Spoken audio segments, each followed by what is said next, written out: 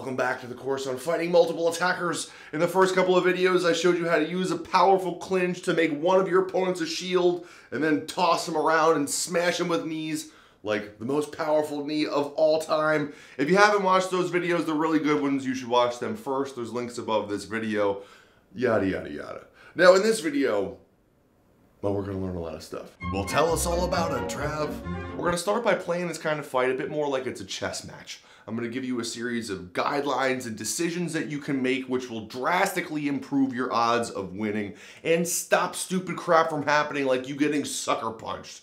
Okay, we're also gonna talk about fear, both how to use it as a weapon and how to overcome fear so that when it's actually time to attack, you don't freeze, you can act. Then we'll talk about what it's like to fight more than two people. Look, you only have one human shield, but you have two guys running at you. What are you gonna do? Well, your strategy has to adapt, so we'll talk about that if we have time. So let's say the fight is starting. Which of your opponents should you attack first? I submit that it's easier to attack the smaller guy first.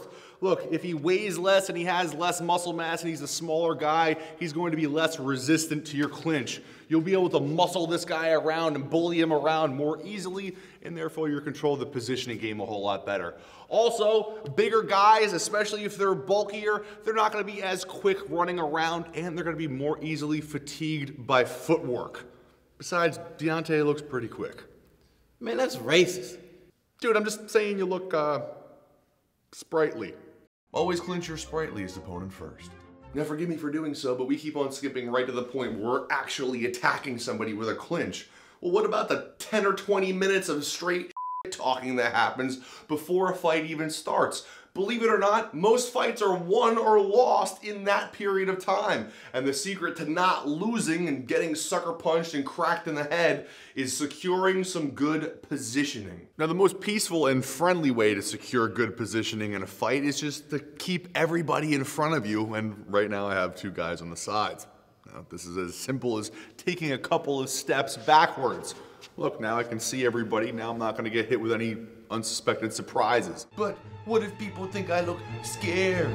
It's really unfortunate, but a lot of people are very wrapped up in perceptions. People think that it's more important to puff your chest up and stand your ground than it is to secure your positioning. People are afraid to look afraid. And it's that stupid social fear and awkwardness that prevents people from positioning themselves effectively in a fight. Now here's the sad truth about humanity in conflict.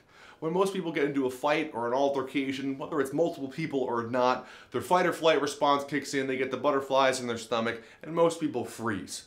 People are far more likely to back down from a fight than to actually engage and follow through with the fight. Now when I say freeze, I mean people will turn into non-aggressive blobs that will do anything possible just to not allow this fight to happen. So two dudes could be in their face aggressively talking shit, and they'll be thinking to themselves, you know, maybe if I just don't do or say anything offensive, everything will be fine.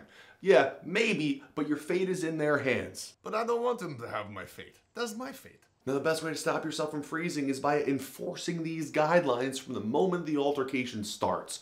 So if those guys are close enough to reach out and punch you in the face, you're too close and you need to back up. If you can't see all of them clearly in front of you, you're too close and you need to back up. By constantly maintaining your awareness and making moves, even if they're just positional, you're 10 times more likely to act when the moment comes instead of freezing, especially if you're actually thinking about which one of those guys you would attack first if the shit hits the fan. So I might creep back this way, everybody's still in front of me, and if I want to grab up Deontay, I can probably slam a few knees in there before anybody else reacts. Now with more than two people, you have to constantly be aware of the guy who kind of slinks off, trying to find a son of a That guy is always gonna try to sneak around behind you while you're not looking and punch you in the back of the head. You can't lose focus for a second. So once we're nice and safe, then we punch people. Now here's where a lot of the other senseis out there are gonna disagree with me, because a lot of them will tell you the only way to deal with a multiple attacker situation is to run away. Oh, it's too risky to fight no matter what. Get out of there, go home safe. Well, I'll tell you right now, number one, I'm not that fast. I was not born sprightly. But more importantly, the situations you have to be prepared for are the ones you can't run away from. Where 7 punks decide to play the knockout game with your girlfriend, she hits the pavement, what are you gonna do? Book down the block? I suppose you could just call her in a few minutes, you know? See how she's doing? Yeah, no thanks, Sifu. Even if you just told people that you feel threatened and you're backing up, but they continue to insist on putting themselves in a position where they could potentially hurt you, then the fight has already started and I say it's time to attack. And I can tell you beyond all shadow of a doubt, the best way to beat multiple people in a fight is to demonstrate the ability to do massive damage quickly, even if that means you have to strike first. And to be perfectly honest, the best demonstrations of this ability don't involve your fists. Click clack, as they say in France. Or what about snapping out your knife? Perhaps a quick demonstration of how many volts you can send through the guy's body. These toys are fun, but more importantly, they're really scary. So if you have a weapon and you brandish it, you're showing the ability to do massive damage quickly. That's the rule. That's what strikes the fear. But what if I don't have any weapons? Now, if you didn't pack your Glock with you for that nice romantic stroll you wanted to take, you gotta be prepared to do the work with your hands. But the same rules apply.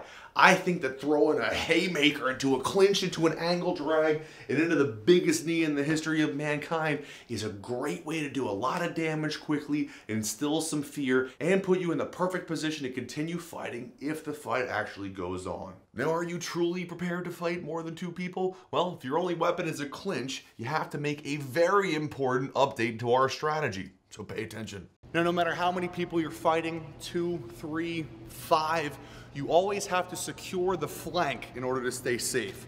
So what's the flank?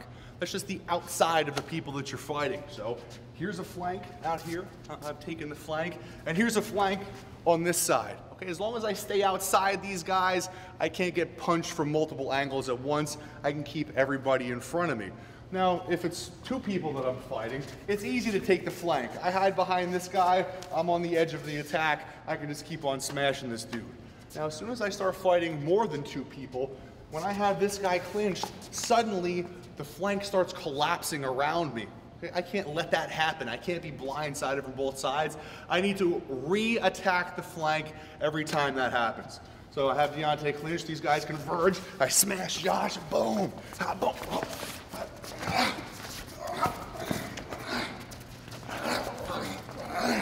Okay, as many times as I need to, I get outside that point where I'm in jeopardy. Now, the harder you hit these guys, the more time they're gonna give you before they decide to get close to you again, if they have the balls. Most people want to quit the moment they start taking strikes, especially hard ones. Ideally, when I clinch these guys, I want to smash them with the most powerful knee that I can possibly throw. I want to strike fear into these guys. I want them to all become the ones that kind of lag behind, the ones that aren't so eager to collapse around the flank.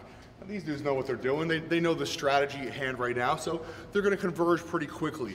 You start hurting people, and they don't converge quite so quickly. Final thing I'll say about this is anytime you're ready to let go, if these guys are coming up on you, bam, smash them with an elbow or rip them with a hook before you attack the next flank. Again, anything you can do to mentally defeat these guys and make them not want to fight you is going to keep you safe, and it's going to get you home at the end of the day. There's plenty of ways to do big damage right before you take your clinch and right when you release your clinch, but that's a topic for another day. Now look, there's a whole bunch of stuff that we haven't covered whatsoever, like what happens if somebody puts you in a clinch? You gonna be able to get out? Or what happens if somebody catches your leg while you're kneeing them and then you end up on the ground? We haven't even scratched the surface of the ground game yet. Remember, heads and pavement just don't mix. Now you be prepared to handle all that stuff and you will act instead of freezing if you know the right steps to take. So in video 4, you'll get to decide whether or not you want to keep building this knowledge and continue to work towards becoming jump proof. And maybe I'll give you another clinch tip if you're lucky. Now look, I've talked so much in the past few days, my throat hurts. So for the love of God, click the like button, leave a comment, and, you know, do all that stuff. Yeah. There is no clever ending for today's video. So go do something productive.